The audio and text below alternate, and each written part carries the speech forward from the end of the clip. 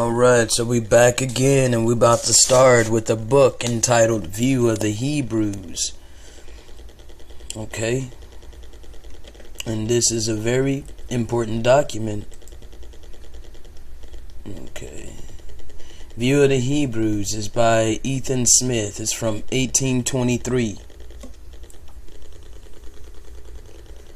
And the section we're going to read is about the destruction of Jerusalem.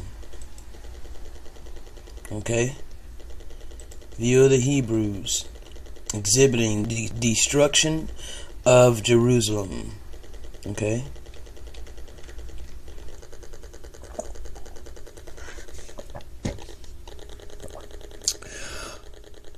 Our Messiah also adds, "And fearful sights and great signs shall there be from heaven."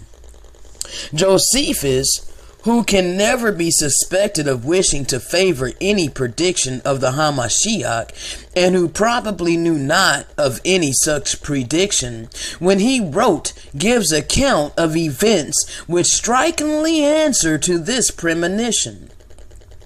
Speaking of the infatuation of his countrymen in running after impostors while they neglected the plainest admonitions from heaven, he gives account of the 7 following events. Okay, and we gonna get into them. Alright, let's go ahead and get on into it. 1, he says, on the 8th of the month of Zenticus, before the feast of unleavened bread, at the 9th hour of the night, there shone round about the altar and the circumjacent buildings of the temple a light equal to the brightness of the day, which continued for the space of a half of an hour. Okay? A light equal to the brightness of the day. Okay, again, this was at night. At the 9th hour of the night, there shone round about the altar and the circumjacent buildings of the temple where they were sacrificing the Father's creation. Okay? Let's make it very crystal clear. He says on the 8th of the month of Zenticus, before the feast of unleavened bread, at the 9th hour of the night, there shone round about the altar and the circumjacent buildings of the temple a light equal to the brightness of the day, which continued for the space of half an hour. Alright? About the 6th hour of the night, says Josephus, the eastern gate of the temple was found to open without human assistance. This gate was solid. It was of solid brass, and so large and heavy as to require 20 men to close it. And Josephus says it was secured by iron bolts and bars that were let down into a large threshold consisting of one entire stone. The Israelites of the tribe of Judah themselves concluded from the miraculous nature of this event that the security of their temple had fled. They had no more security. They had no more power of heaven. They had no more support of the Most High. When a procurator was informed of this event, he sent a band of men to close the door, who with great difficulty executed their order. Okay? So, hold on.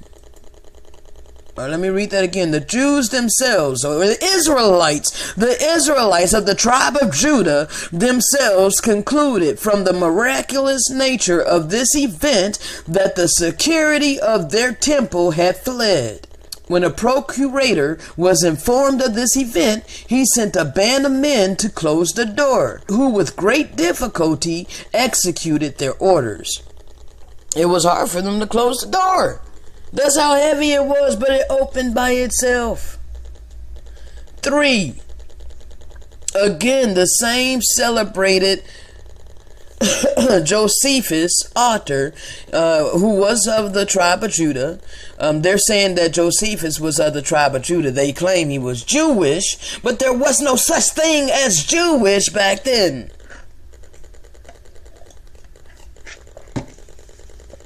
Okay?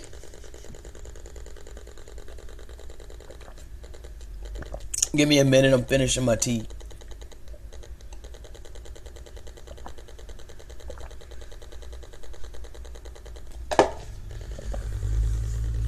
Alright.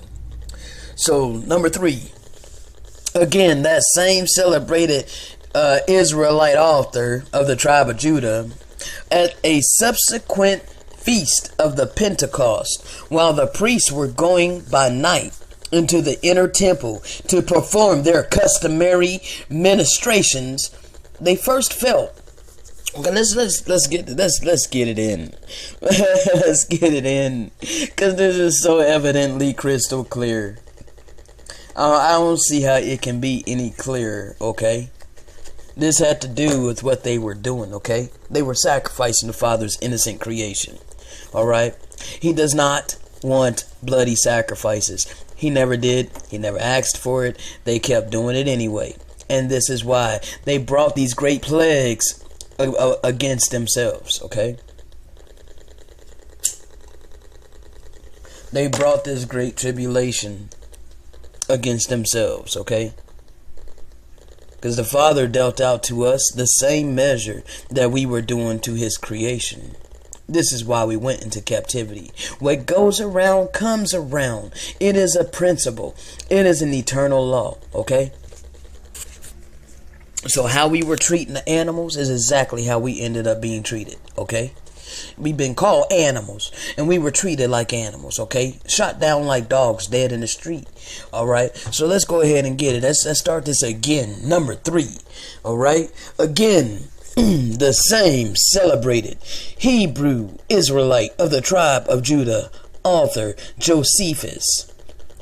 He says, at a subsequent feast of the Pentecost, while the priests were going about night into the inner temple to perform their customary ministrations, they first felt, as they said, a shaking accompanied by an indistinct murmuring, and afterwards voices as of a multitude, saying in a distinct and earnest manner, "Let us depart hence, let us depart hence, let us depart hence, let us depart hence, let us depart hence."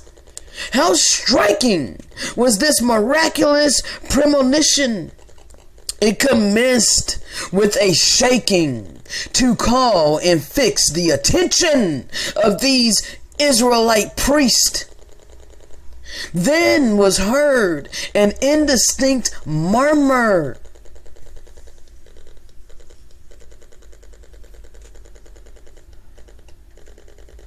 Okay? This would make them listen with all possible heed. Then they heard the distinct voices as of a multitude in great earnest and haste. "Let us depart hence, let us depart hence, let us depart hence, let us depart hence, let us depart hence." And their last final war with the Romans commenced before the last season for celebrating this feast. Okay? This should tell you something. This should tell you something. All you Israelites out here talking about how you gotta keep the Passover, you gotta eat the lamb. Where is the lamb? You sound like Judas. You sound like Judas asking, where is the lamb? That there must be a lamb. The Hamashiach was the slain lamb, alright? And this is the judgment that's happening because of it, okay? Number 4. Another sign was the following. The same author, Josephus, says, a meteor resembling a sword hung over Jerusalem. It hung over Jerusalem during one whole year. Another sign was the following, the same author says. A meteor resembling a sword hung over Jerusalem during 1 whole year. This could not have been a comet, for it was stationary a whole year. And it seems from the words of Josephus to have been much nearer than a comet, and appeared to be approrated. Let me make sure what this word is. Give me just a second. I want to make sure what this word is, because this is important. Let's get it. Appropriated. Let's see. Appropriate. Appropriated. Okay, appropriated. Alright, appropriated. It's hard for me when they split the word like that. Alright, appropriated.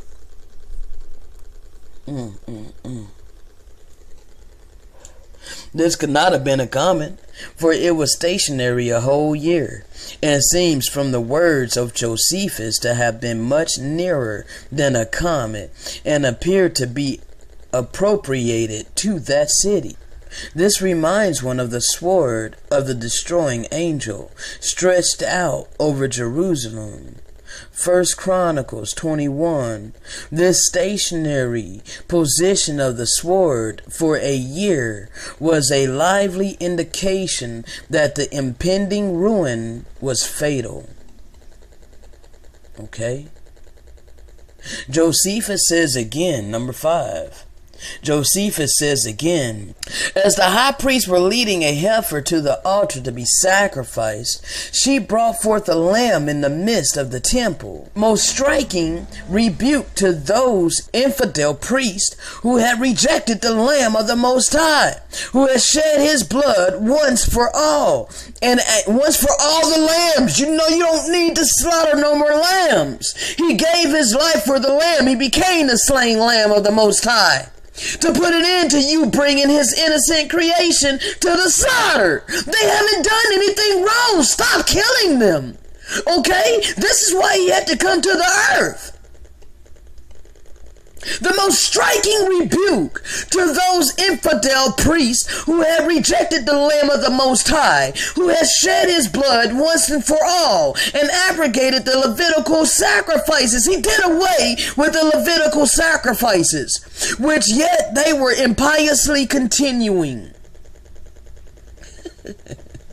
Can it be any more evidently crystal clear?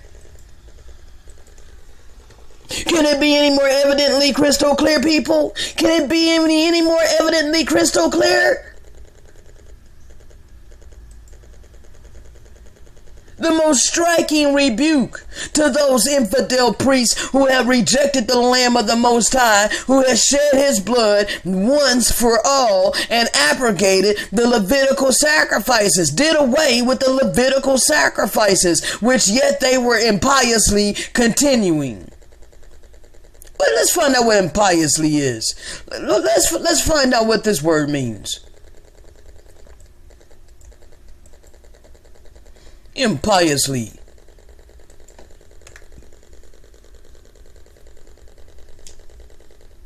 Lacking reverence or proper respect. They didn't give a damn. They didn't give not one damn that the Messiah came to put an end to it. They didn't have the ears to hear, nor the heart to receive. Alright? They continued that transgression. This wonder was exhibited in the temple, the type of the body of the Hamashiach, and at the Passover, when at a preceding Passover, Yahusha was arrested and killed, murdered. He was not sacrificed. They killed him. He took the place of the lamb. Okay? They murdered him.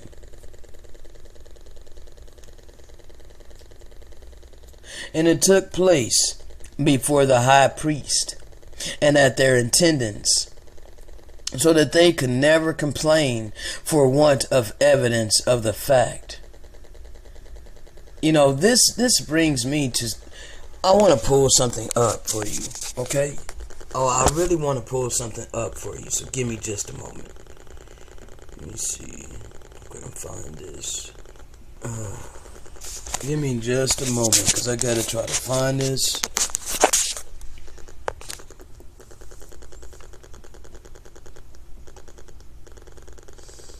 Let's see.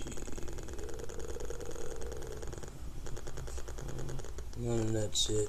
Give me just a moment. I'm still looking for it.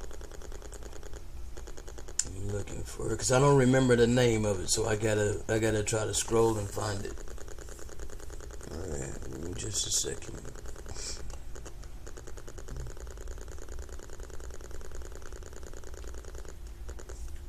And I hate when I don't remember the name of my memes.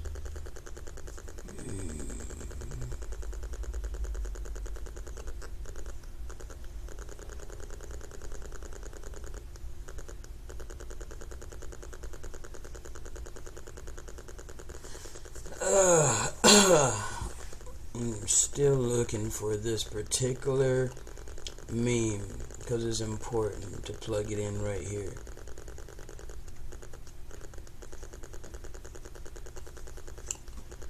I don't know what the heck it would be named.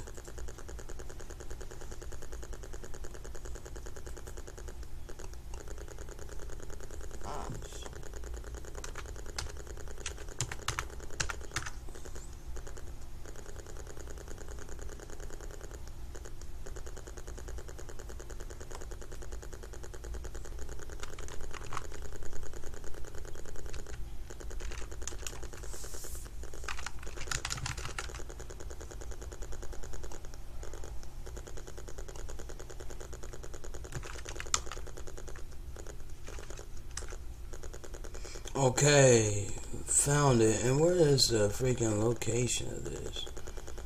Found location.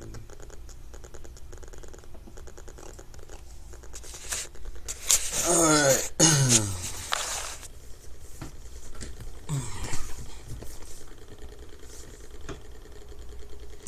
Alright, and this was called the El Mina slave dungeon, okay? Because of what they did to the Hamashiach, how we just read, most striking rebuke to those infidel priests who had rejected the Lamb of the Most High, who had shed his blood once for all and abrogated the Levitical sacrifices, which yet they were impiously continuing. This wonder exhibited in the temple was the type of the body of the Hamashiach, and at the Passover, when at a preceding Passover, Yahusha was arrested and murdered, and it took place before the high priest and their attendants, so that they could never complain for want of evidence of the fact. Okay? This is what they did to the Hamashiach, alright? That's what they did to the Hamashiach.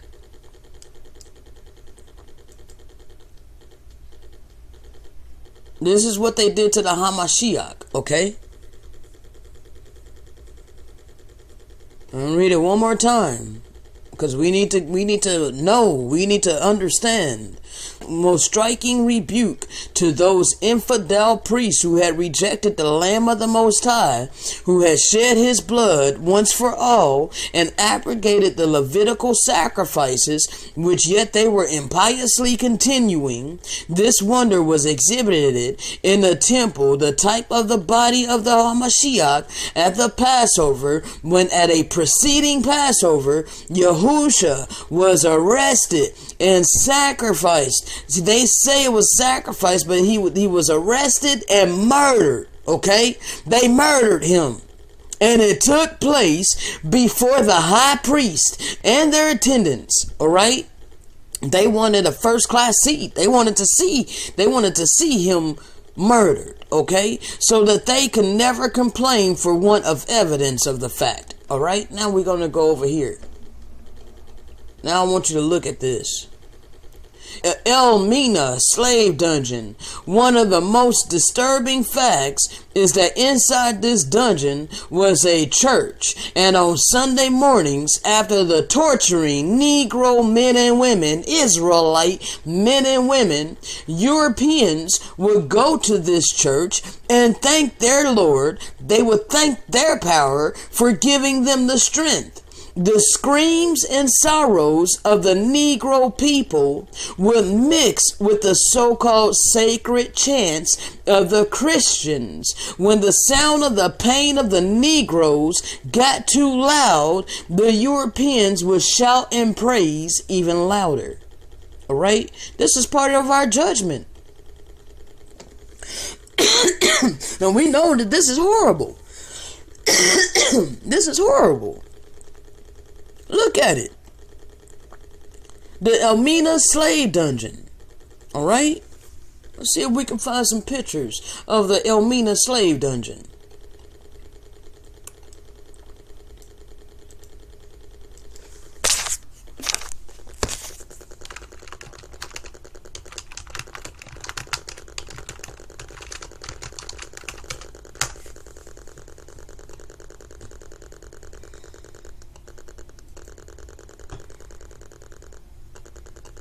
Let's look at this.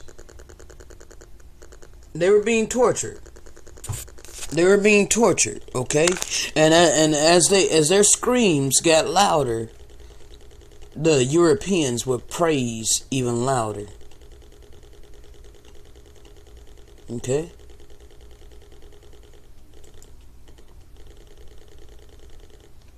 It was a church as well as a dungeon. Okay?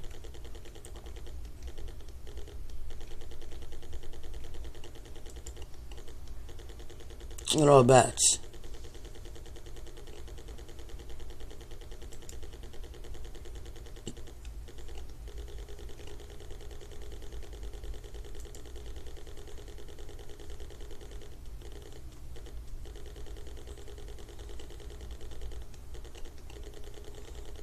Alright? So I just needed you to see this. Okay? Alright? So they can never complain for want of evidence of the fact. Alright? 6.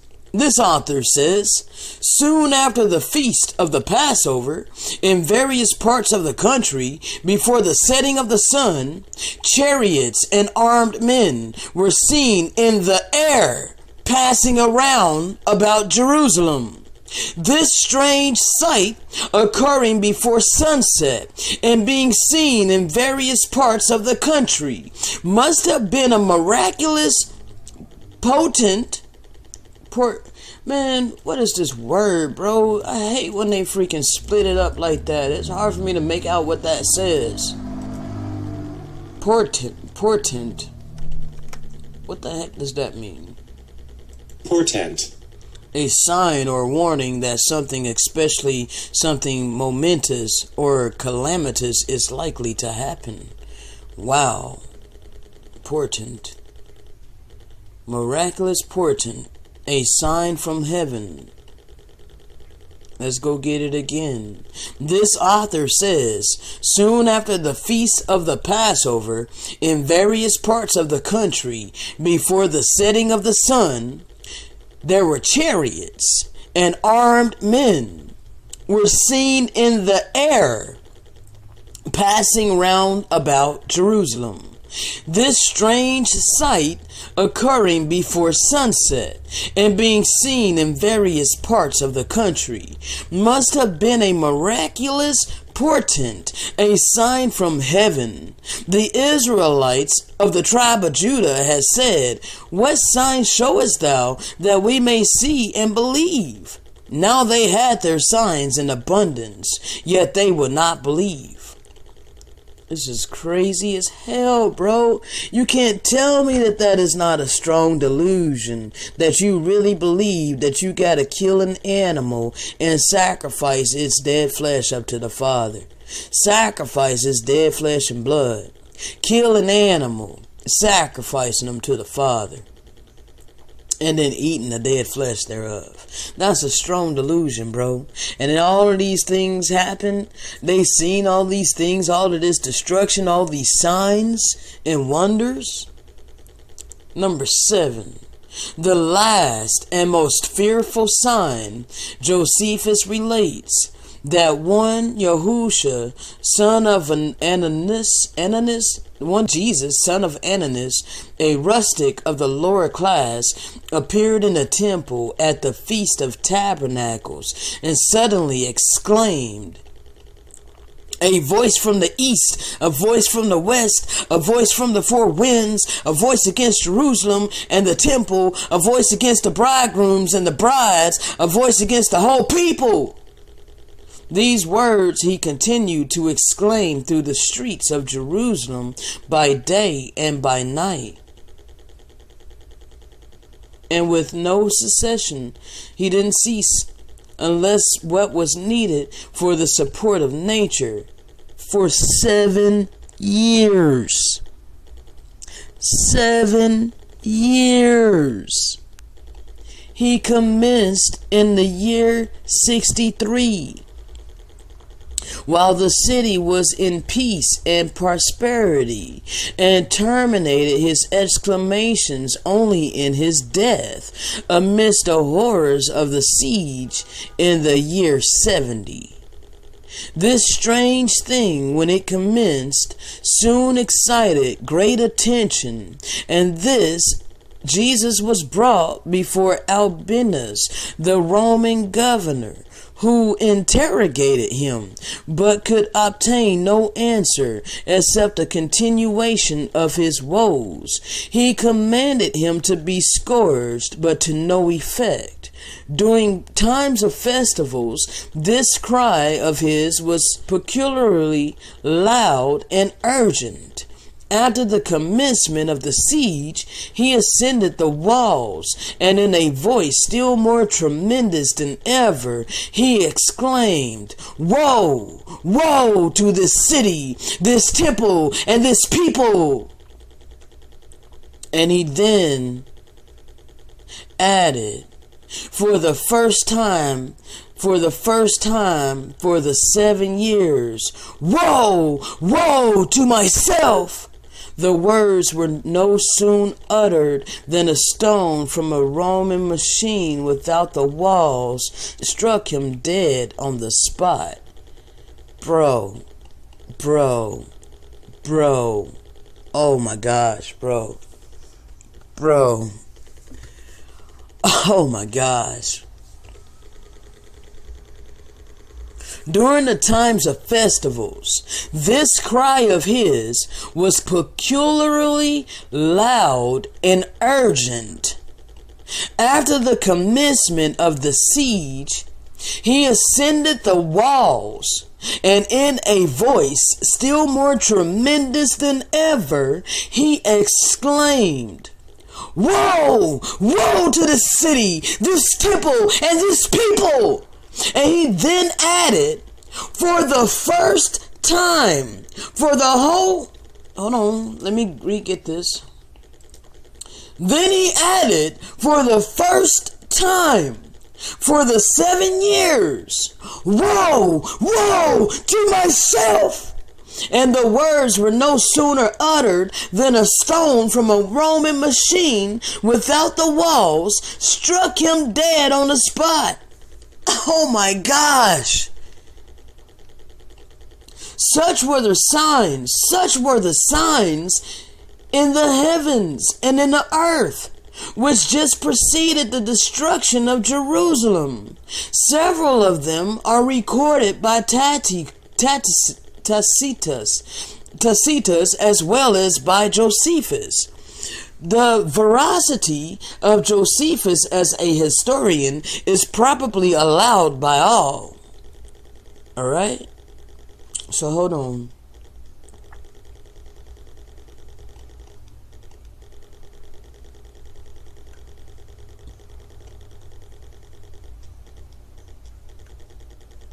They persecuted the Hamashiach because he was doing away with the bloody sacrifices. He was taking the animals off our plate.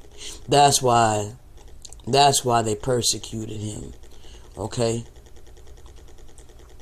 It says the Israelites had basically said to Pilate concerning the Hamashiach, if thou let this man go, thou art not a friend to Caesar. But the fact was they persecuted the Hamashiach, they say, because he would not erect a temporal throne in opposition to Caesar, but it was because he was coming to take the animals off our plate.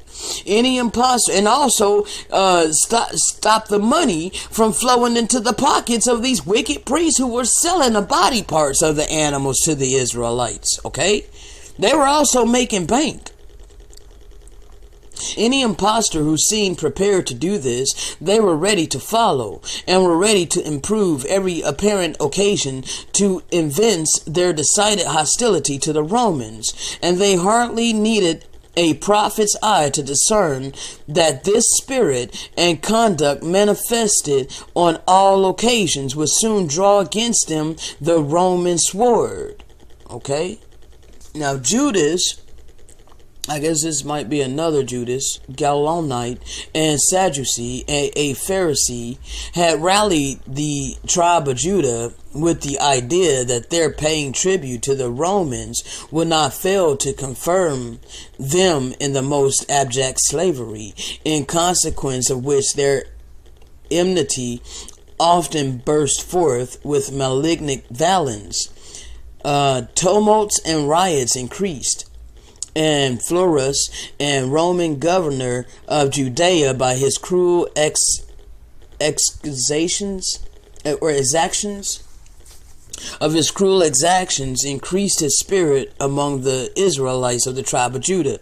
Eleazar, son of the high priest, persuaded the officers of the temple to reject the offerings of the foreigners and to withhold public prayers for them. The Roman government felt the insult, and a basis was soon found to be laid for a Roman war. Feuds and contentions increased in Judea till Cestius Gallus marched an army thither from Syria to restore order. Okay? His march was marked with blood and desolation. The city of Zebulun, Joppa, and other villages in his way he plundered and burned.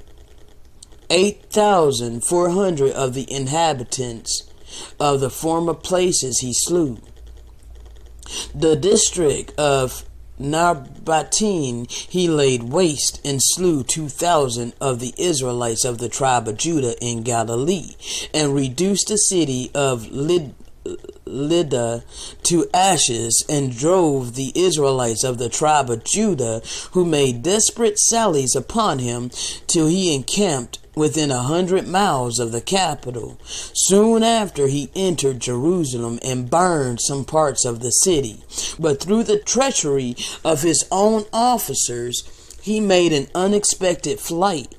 The enraged Israelites pursued him and slew about 60,000 of his men. Many of the rich Israelites of the tribe of Judah, alarmed at the Roman invasion, fled from Jerusalem as from a foundering ship. Some supposed many of the Christians now fled to a place called Pella in the mountains of Judea. Now these that they are calling Christians are converts. They converted to the belief in the life of the Israelites, the true Israelites that were following the Hamashiach, followers of the Hamashiach. Okay, so many of them fled to a place called Pella in the mountains of Judea. All right, Nero, being informed of the defeat of Cestius, gave the command to Vespasian to press the war against the rebellious Israelites of the tribe of Judah. He and his son Titus soon collected an army of 60,000 men. In AD 67, he marched from Ptolemy to Judea, marking his steps with ravages and desolation. Infancy and age fell before the furious soldiery. All the strong towns of Galilee and many of those of Judea fell before the victorious arms of Vespasian, who slew not less than 150,000 inhabitants. Signal vengeance was taken on Joppa, which had in part been rebuilt after it had been by Cestius reduced to ashes. Vespasian was enraged at the frequent piracies of this people. Let's find out what this word means.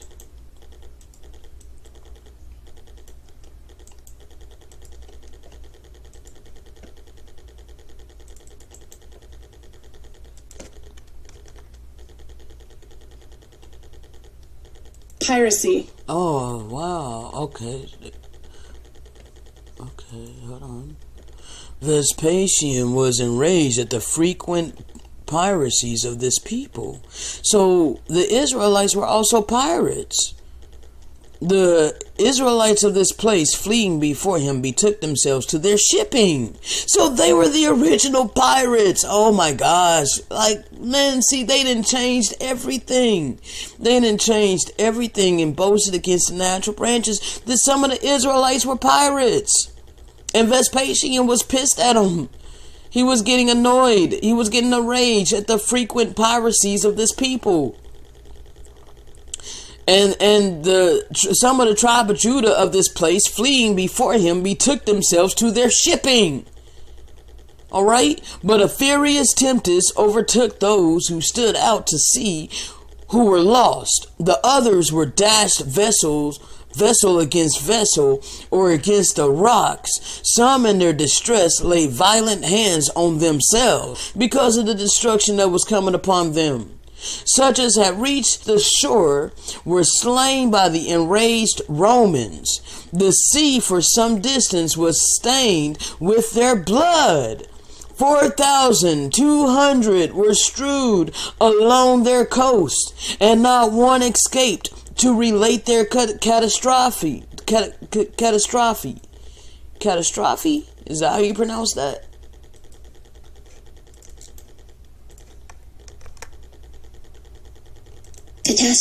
Catastrophe. Sorry, catastrophe. Alright. So, 4,200 were strewed along their coast, and not one escaped to relate their catastrophe.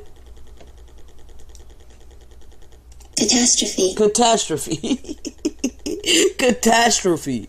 Alright, and not one escaped to relate their catastrophe. Truly, this was distress of their nation. Truly, this was distress of their nation. Truly, this was distress of their nation, with the sea and the waves thereof roaring. Vespasian returned from Jericho. Hold on a second. Vespasian returned from Jericho to Caesarea to prepare for a grand siege of Jerusalem. Here he received intelligence of the death of the Emperor Nero. This led him to suspend for the present the execution of his plan against the Israelites of the tribe of Judah. This respite to that devoted people continued about 2 years, but encouraged them to deeds of greater enormity. Alright? A spirit of fraction now appeared in Jerusalem. 2 parties, first and afterward 3, raised there, each contending with deadly animosity for the presidency. Okay? A part of one of these fractions, having been excluded from the city, entered it by force during the night, and to such madness were they abandoned, and they butchered on that fatal night not less than 8,500 of men, women, and children, whose mangled bodies appeared the next morning, strewed in the streets of Jerusalem. These abandoned murderers plundered in the city, murdered the high priest, Ananias, and Jesus, and insulted their dead bodies. Insulted their dead bodies. So what do you think that means? All right? They slew their brethren of Jerusalem as though they had been wild animals. They scourged and imprisoned the nobles in hopes to terrify them to become of their party, and many who could not be thus won they slew. In this reign of terror, 12,000 of the higher orders of the people thus perished, and no relative dared to shed a mourning tear, lest this should bring on him a similar fate. Accusation and death became the most common events. Many fled, who were intercepted and slain. Piles of their carcasses lay on the public roads, and all pity as well as regard for human or divine authority seemed extinguished. To add to the horrid calamities of the times occasioned by the bloody factions, Judea was infested by bands of robbers and murderers, plundering their towns and cutting in pieces such as made any resistance, whether men, women, or children. Here were exhibited the most horrid pictures of what fallen man is capable of perpetrating when restraints are taken off, that they would turn their own towns and societies into scenes of horror, like canesses of mad animals. One Simon became commander of one of these fractions, John of another. Simon entered Jerusalem at the head of 40,000 bandits. A third fraction rose and disclosed, blazed with terrific fury. The three fractions were intoxicated with rage and desperation, who went on slaying and trampling on piles of the dead with an indescribable fury. People coming to the temple to worship were murdered, both natives and foreigners. Their bodies lay in piles, and a collection of blood defiled the sacred courts. John of Grishela, head of a faction, burned a store of provisions. Simon, at the head of another faction, burned another. Thus the Israelites were weakening and destroying themselves, preparing the way for wrath to come upon them to the uttermost. Are the Israelites of today not still doing this same self-destructive act? When we destroy our own cities, our own stores, and our own town because we're pissed off that the cops are shooting us dead in the street? We are the Israelites, bro. Wake up, alright? In the midst of these most dismal events, an alarm was made that a Roman army was approaching the city. Vespasian became emperor, and learning the fascius, let's get this word,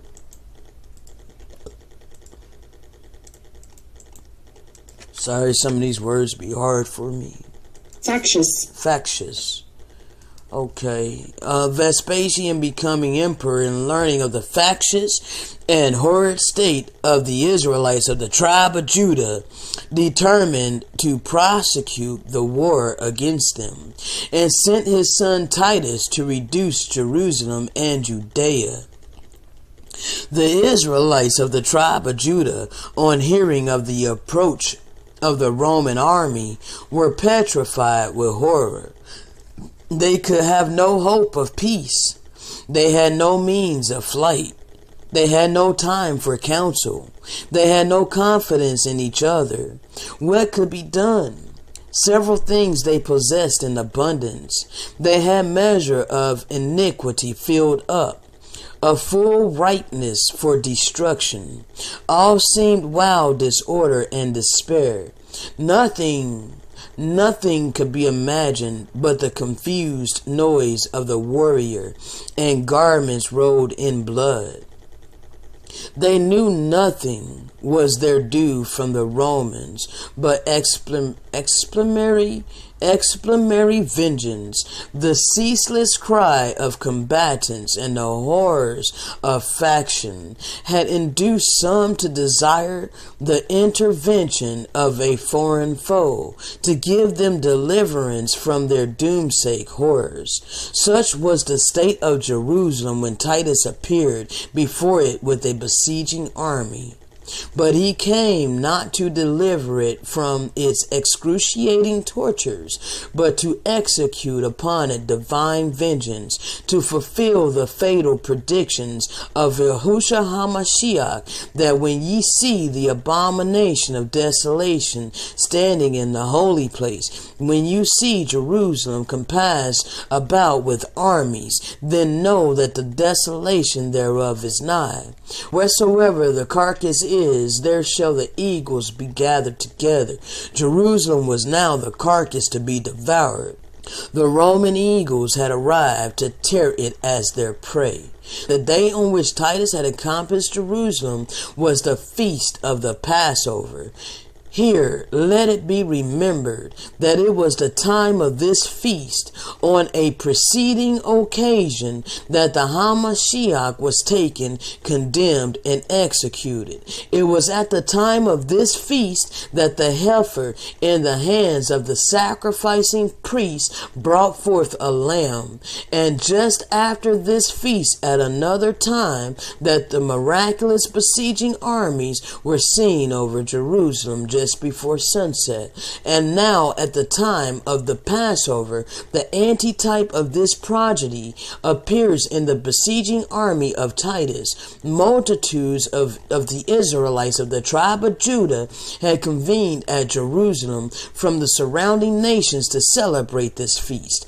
Ah, miserable people, going with the intent to feed on a paschal lamb, but really to their own final slaughter for rejecting the Lamb of the Most High, who taketh away the sins of the world. The Israelites imprecated. Hold on a second. Okay.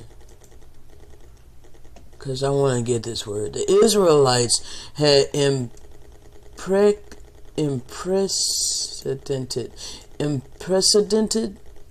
implicated.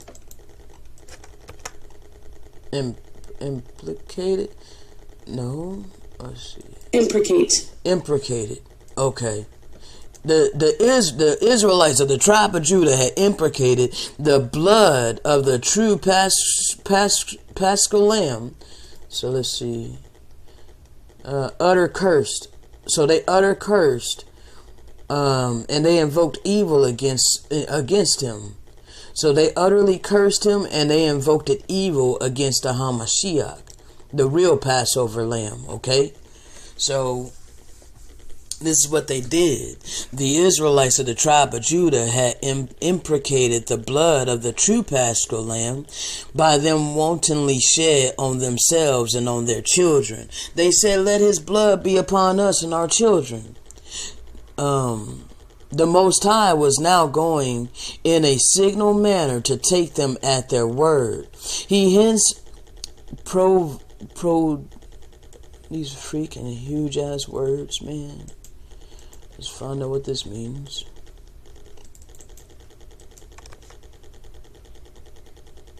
What? Come on now, pronounce that for me.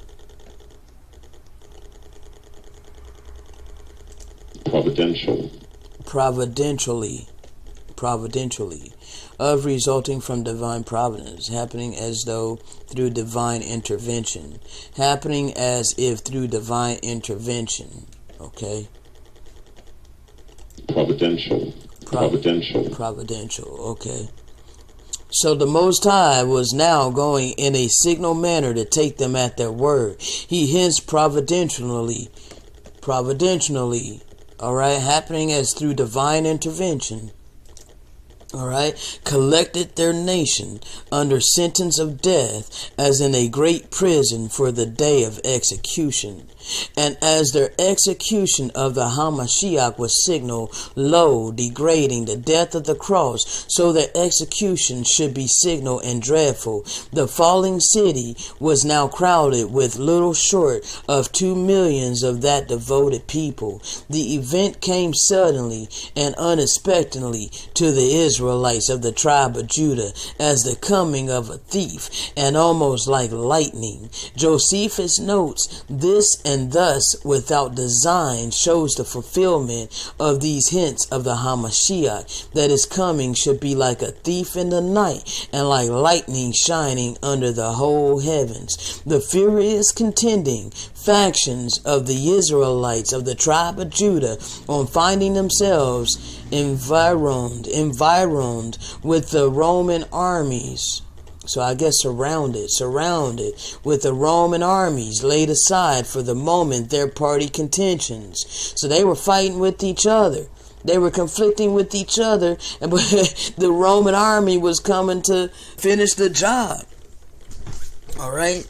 So for a moment, their party contentions they laid aside, sallied out, rushed furiously on their common foe, and came near utterly destroying the 10th legion of the Roman army. This panic among the Romans occasioned a short suspension of hostilities. Okay, some new confidence hence inspired the hopes of the Israelites, and they now determined to defend their city.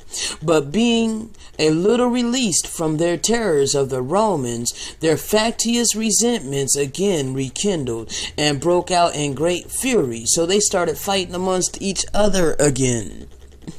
The faction under Eleazar was swallowed up, and the other two under John and Simon.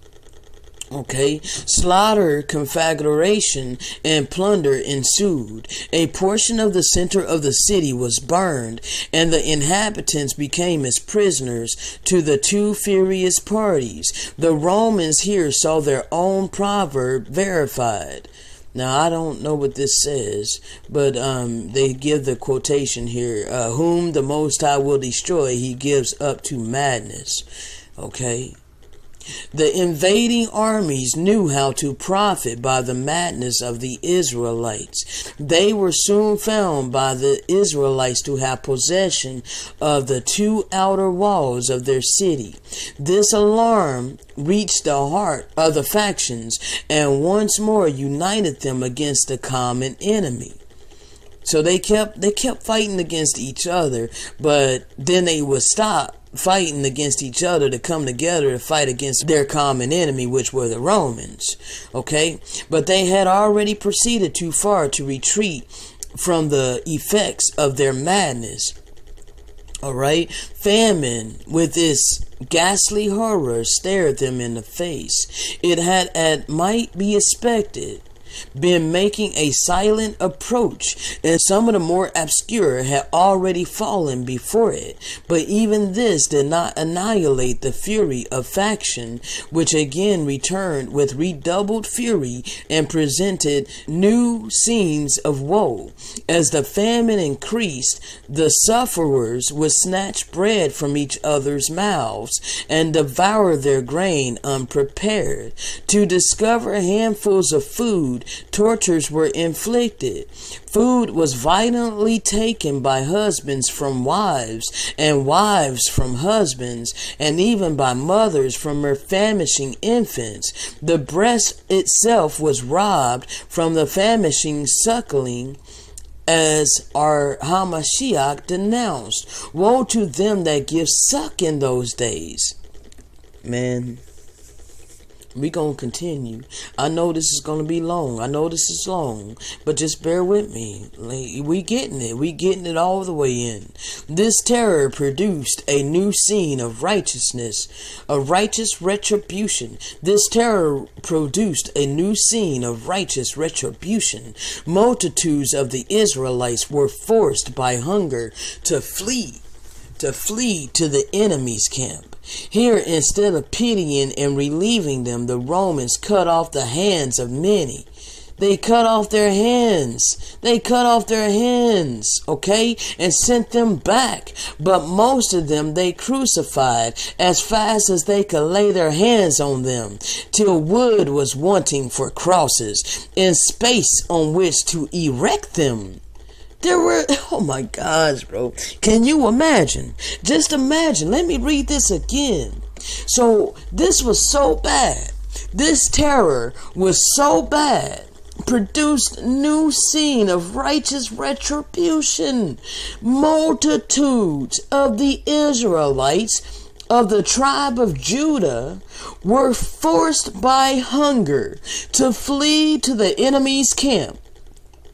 Here, instead of pitying and relieving them, the Romans cut off the hands of many and sent them back. But most of them they crucified as fast as they could lay their hands on them, till wood was wanting for crosses. They used up all the wood.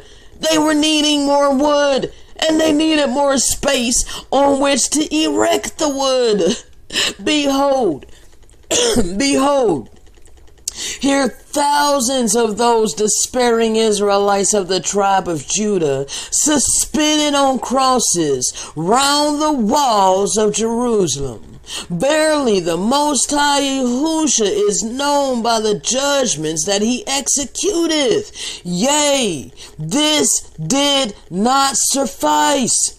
Behold, 2,000 of the Israelites of the tribe of Judah who had fled to the mercy of their invaders, ripped open alive. They ripped them open alive. 2,000 in one night.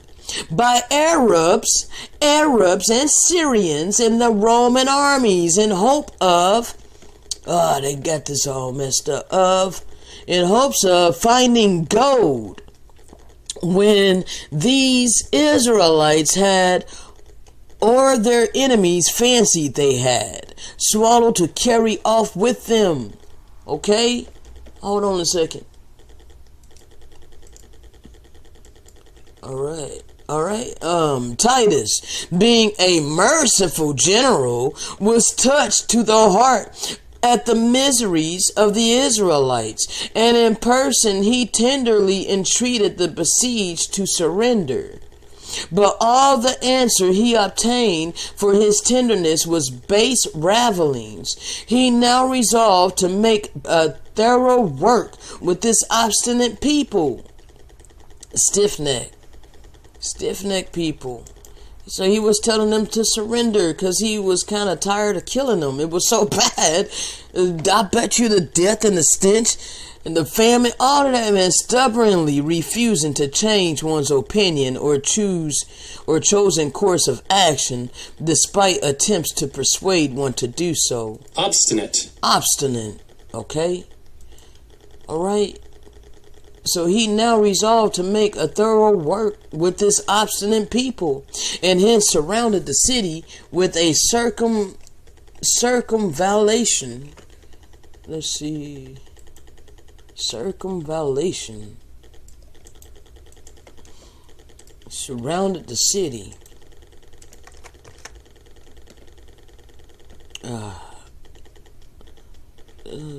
Try using words that might have been.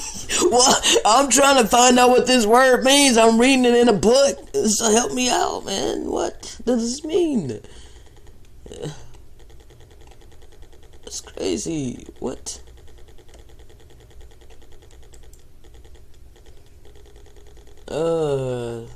CIR.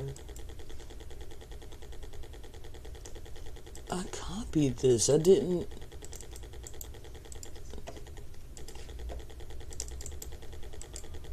Yeah, that's what it says. Well, let's see what this is. I don't know, man. Whatever the hell. They surrounded, okay? They surrounded. It means surrounded, I'm sure. Okay? Surrounding an enemy fort. Alright? Surrounded the city of 39 furlongs in length, strengthened with 13 towers. This, by the astonishing activity of the soldiers, were effected in 3 days. Then was fulfilled this prediction of our blessed Hamashiach. Thine enemies shall cast a trench about thee, and keep thee in on every side.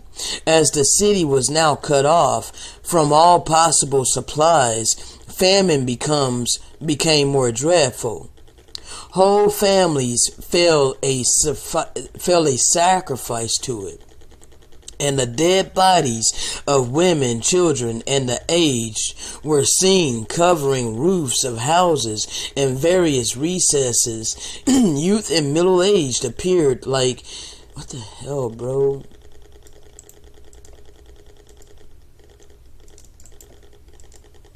Spectres.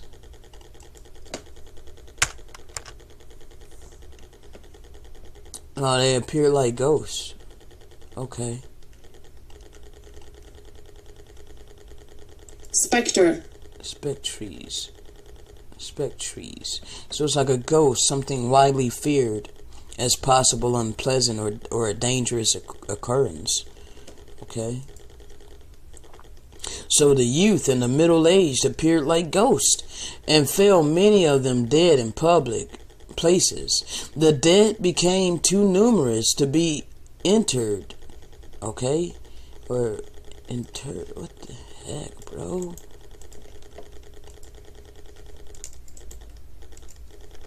Interred. Place corpse in a grave tomb, typically with funeral. Okay, so they weren't buried. So basically it was too many. The dead became too numerous to bury. Many died while attempting to perform this office. So many died while attempting to bury the bodies. So great and awful became the calamities that lamentation ceased, and an awful silence of despair overwhelmed the city. But all this failed of restraining the more abandoned from the most horrid deeds. They took this opportunity to rob the tombs, and with loud and infernal laughter to strip the dead of their help. Okay, bro. These freaking words, man. It's the only thing about reading old text. It's like I gotta look up a lot of words. Okay? Habiliment. Habiliment. Clothing. Looks like clothing. Habiliment, clothing. Archaic. Habiliment. Okay. Habiliments. Okay. So, to strip the dead of their clothing, of death, of their death clothing or whatever, alright, and would try the edge of their swords on the dead bodies, and on some while yet breathing. Wow. Simon Gioras now vented his rage against Matthias the high priest and his 3 sons. He caused them to be condemned as though favoring the Romans. The father asked the favor to be first executed and not to see the death of his sons, but the malicious Simon reserved him for the last execution. And as he was expiring, he put the insulting question whether the Romans could now relieve him. Things being thus, one Manius,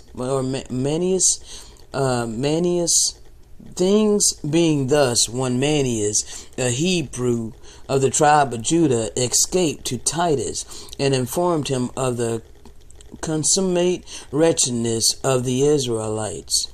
and that in less than 3 months 115,800 dead bodies of the Israelites of the tribe of Judah had been conveyed through one gate under his care and register, and he assured him of the ravages of famine and death.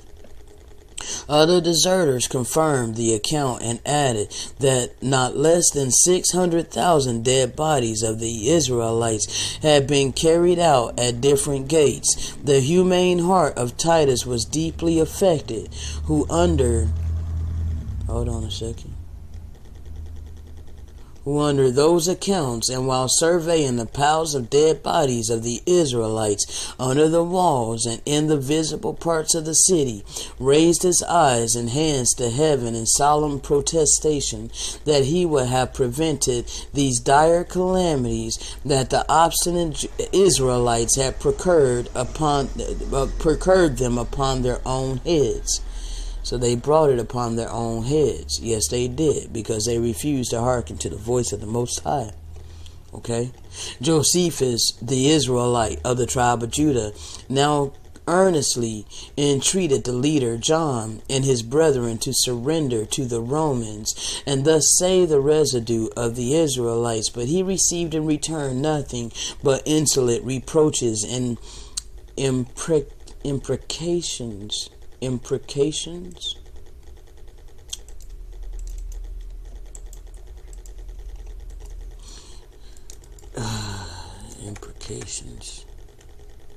Imprecation. A spoken curse.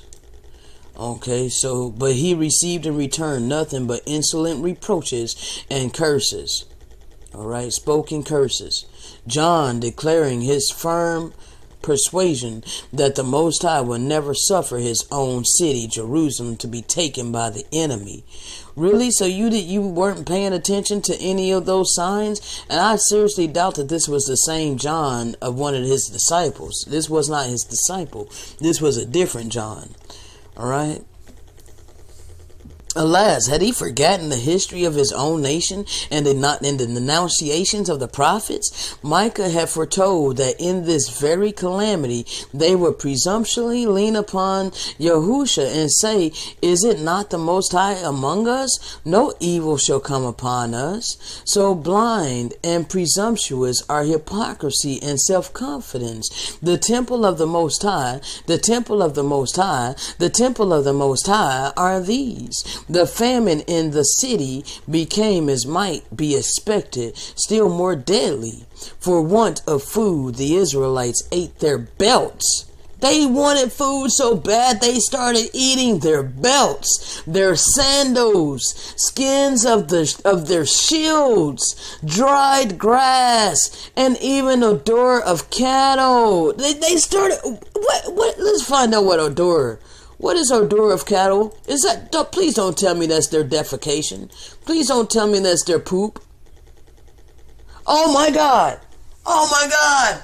Oh my God! You gotta be kidding me! Oh my God! The famine was so bad, they were eating the poop of the cows. They were literally eating the feces of a cow.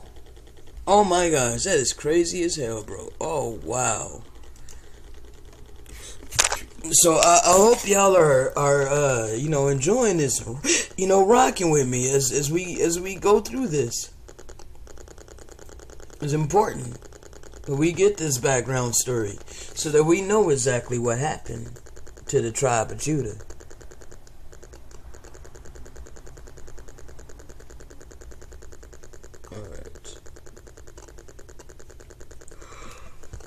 It's a whole bunch, man. I already know.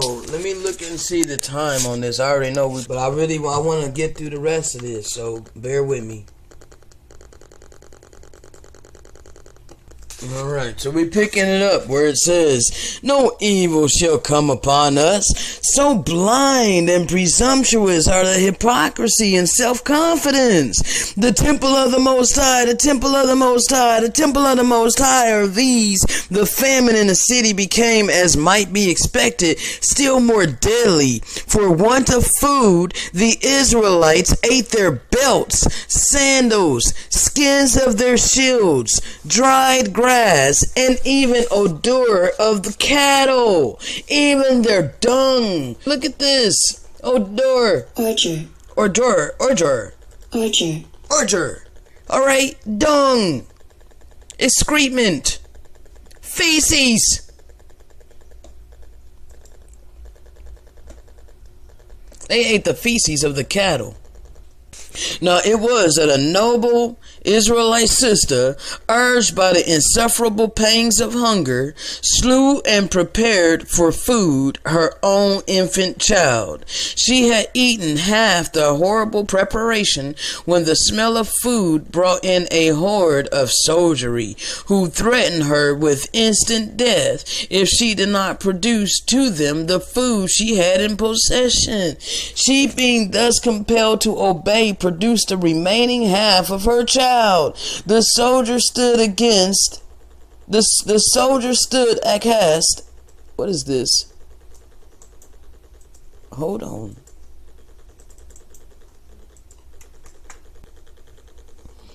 Oh, filled with horror or shock. Aghast. Oh, wow. They were filled with shock, horror, because she had cut her child in half and cooked it. She cut her child, her infant child, she cut in half. It's crazy, bro. And it's sad. It's very, very sad, you know. She had eaten half the horrible preparation when the smell of food brought in a horde of soldiery who threatened her with instant death if she did not produce to them the food she had in possession. She, being thus compelled to obey, produced the remaining half of her child. The soldier stood in horror, and the recital petrified. Let me make sure this word is right. The hearers with horror. Man, so bad, bro. Recital. Yep, recital. The soldier stood aghast, which in horror, basically. The soldier stood in horror. Like, wow, like, what? And the recital petrified the hearers with horror. Okay? So when they told other people what took place, this petrified them with horror, and congratulations were poured on those whose eyes death had closed upon such horrid scenes. Humanity seems ready to sink at the recital of the woeful events of that day. No words can reach the horrors of the situation of the female part of the community at that period. Such scenes force upon our recollection the tender, pathetic address to our Savior, to the pious females who followed him, going to the cross. Daughters of Jerusalem, weep not for me, but weep for yourselves and for your children. For behold, the days are coming in which they shall say, blessed are the barren, and the wombs that never bare, and the breasts that never gave suck. Moses had long predicted this very scene. The tender and delicate woman among you, he said, who would not venture to set the sole of her feet on the ground for delicateness, her eyes shall be evil towards her young one, and towards her children, which she shall bear, for she shall eat them for want of all things secretly in the siege and straitness wherewith thine enemy shall distress thee in thy gates. Probably the history of the world will not afford a parallel to this. The Most High prepared peculiar judgments for peculiarly horrid crimes. These be the days of vengeance, that all these things that are written may be fulfilled. Josephus declares that if there had not been many credible witnesses of that awful fact, he never would have recorded it. For said he, such a shocking violation of nature had never before been perpetrated by any Greek or barbarian. While famine thus spread desolation, the Romans finally succeeded in removing part of the inner wall and possessing themselves of the high and commanding towers of Antonia, which seemed to overlook the temple. Titus, with his council of war, had formed a determination to save the temple, to grace his conquest, and remain an ornament to his empire. But the Most High not so determined. And though there be many devices in a man's heart, nevertheless the counsel of Yahusha, the counsel of the Most High, that shall stand. Alright. Nevertheless, the counsel of the Most High that shall stand. A Roman soldier, violating the general order of Titus, succeeded in hurling a brand of fire into the golden window of the temple, and soon as righteous heaven would have it, the sacred edifice was in flames. The Israelites of the tribe of Judah, perceiving this, rushed with horrid outcries to extinguish the fire. Titus too rushed to the spot. He flew to the spot in his chariot with his chief officers and legions. With loud command and every token of anxiety, he enforced the extinguishing of the fire, but in vain. So great was the confusion that no attention was paid to him. His soldiers, deaf to all cries, assiduously spread the flames far and wide. Now, this doesn't say who was really doing this. It says a Roman of his army, but that's not true. It was a part of the army. It was a part of their band, but this was an Edomite. This was an Edomite that was doing this, okay? So this was not an actual Roman soldier, though he was one with them. He was helping them. And this Edomite had went against what Titus had said about setting fire to the temple. Titus didn't want it to be caught on fire, but the Edomites wanted it destroyed, and so they destroyed it, okay, by fire. So his soldiers, the soldiers, were deaf to all the cries. Those were the Edomites. Assiduously. Let's find out what this word means. Alright? Let's find out what this means right quick. Assiduously. Assiduously. With great care and perseverance. They worked in assiduously. Assiduously. Okay? Spread flames far and wide, rushing at the same time on the Israelites of the tribe of Judah, sword in hand, slaying and trampling down or crushing them to death against the walls. Many were plunged into the flames and perished in the burning of the temple. The fury of the Roman soldiers slaughtered the poor, the unarmed, and the rich, as well as men in arms. Multitudes of dead bodies were piled round about the altar, to which they had fled for protection. The way leading to the inner court was deluged with blood.